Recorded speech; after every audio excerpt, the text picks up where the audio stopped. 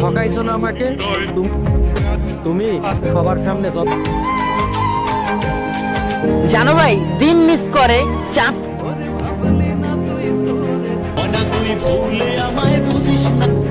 জানরে জীবনের ওই পারে যদি পবিত্র কোরআন শরীফ হাতে নিয়ে কথা দিয়েছিলি